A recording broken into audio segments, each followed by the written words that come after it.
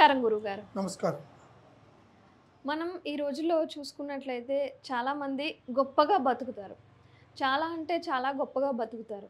అలా అన్నీ సాధించాక, ఎన్నెన్నో గెలిచాక వాళ్ళకేమవుతుందంటే సడెన్‌గా మొత్తం పడిపోతుంది. వ్యాపారంలో కావచ్చు, ఉద్యోగంలో కావచ్చు, సడెన్‌గా నష్టాలు రావడం ఇలాంటివన్నీ చూస్తూ ఉంటాం.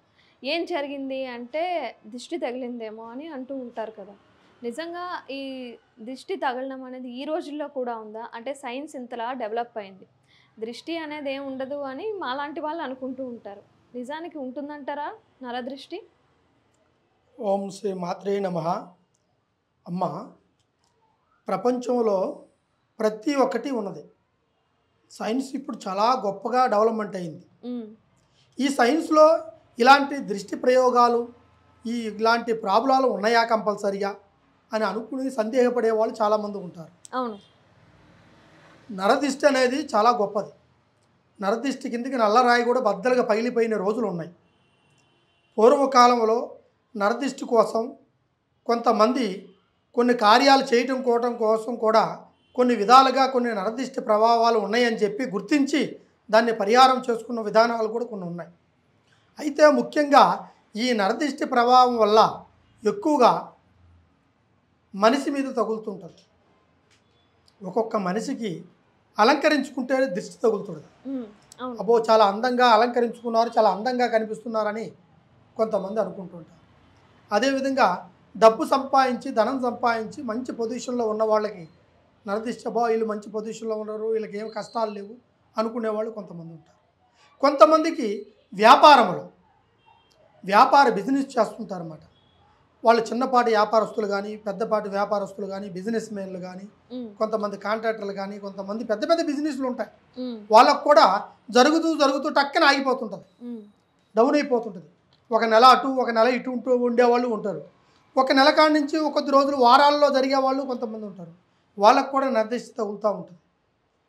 అమ్మ, ఈ నరదిష్టి వల్ల కొన్ని వ్యాపారస్తులు, కొంతమంది ఆరోగ్యాలు, కొంతమంది మనిషి నుంచి మనిషికి తగిలే ఒక వ్యాపారంలో జరిగే ఒక నరదిష్టి ప్రయోగాలు కూడా చాలా ఎక్కువగా ఉంటాయి. దీనికి ఏమిటి అంటే ముఖ్యంగా ఈ నరదిష్టి వల్ల మనిషికి ముఖ్యంగా అనుకున్న విధానాన్ని సాధించలేడు. ఈరోజు ఈ పని చేస్తాను అనుకొని అక్కడికి పోతాడు, ఆ పని వాడికి జరగదు. నరదిష్టి వ్యాపారం జరుగుతూ ఉండి టక్కన పడిపోతుంటుంది. హ్మ్. అది నరదిష్టి. తర్వాత ఈ నరదిష్టి ఎలా ఉంటుందిరా అంటే ఒక మనిషి విధించి ఒక వ్యాపారానికి, ఒక ఇంటికి, ఒక మనిషికి, చిన్న చిన్న పిల్లలకి తగులుతూ ఉంటుంది నరదిష్టి. ఈ నరదిష్టి తగిలిన వాళ్ళ లక్షణాలు ఎలా ఉంటాయిరా అంటే ముందుగా వ్యాపారం చేస్తుంటారు. వాళ్ళది చిన్నపాటి వ్యాపారస్తులే. ఆ వ్యాపారం 10 రూపాయలు సంపాదించుకొని పొదుపు చేసుకునే సమయంలో టక్కున ఆ నరదిష్టి తగిలినప్పుడు ఆ ఒక్క ప్రయోగం వల్ల ఆ వ్యాపారం డల్ అయిపోతుంది. హ్మ్. దాంట్లో సంపాదన ఉండదు, ఆరోగ్య బలం బాగుండదు, ఎదుగుతున్న వ్యాపారం డౌన్ అయిపోతుంటుంది, ఎదుగుతున్న బిజినెస్ డౌన్ అయిపోతుంటుంది. అకస్మాత్తుగా వచ్చి పడిపోయిన ప్రభావం వల్ల వాళ్ళు నష్టాన్ని కోల్పోతుంటారు, ఆదాయాన్ని కోల్పోతుంటారు, మనశ్శాంతిని కోల్పోతుంటారు. దీనివల్ల ఇంక ఏ వ్యాపారం చేస్తే మనం చేయగలుగుతాం అనే ఒక సందేహంతో చాలా వరకు ఇబ్బందులు పడుతుంటారు ఈ నరదిష్టి వల్ల.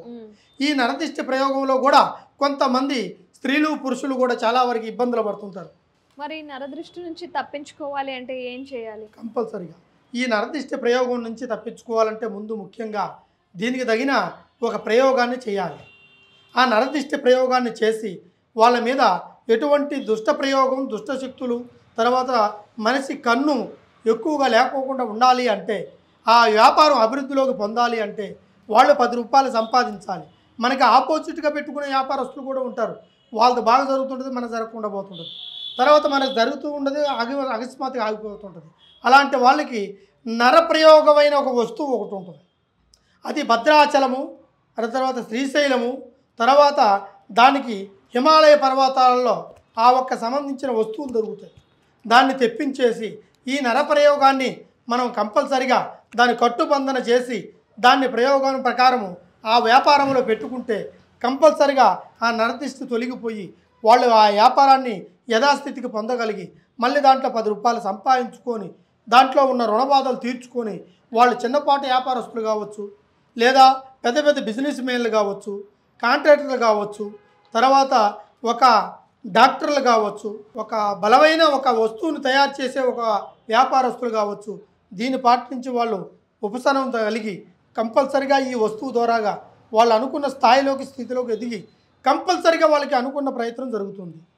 మీకు ఇటువంటి సమస్యలు ఎవరికైనా ఉండుంటే కంపల్సరిగా మమ్మల్ని కాంటాక్ట్ చేయండి. మా ఒక్క ఫోన్ ద్వారాగా మేము అన్ని విధాలుగా చెప్పగలుగుతాం. ఈ ఒక్క కాంటాక్ట్ నెంబర్ని, కింద కనపడే నెంబర్ని కాంటాక్ట్ చేస్తే ఖచ్చితంగా నరదిష్టిలోంచి మిమ్మల్ని విముక్తి చెంది ఆ వ్యాపారాన్ని సిద్ధి చేసి దాంట్లో 10 రూపాయలు సంపాదించేటట్టుగా నేను కంపల్సరిగా సంపూర్ణమైన భవిష్యత్తును అందించేసి పరిహారాన్ని కూడా చేసి మీకు ఎక్కడున్నా కూడా మీకు అందజేయగలుగుతాను. ఓం నమ శివాయ. హర హర మహాదేవ్.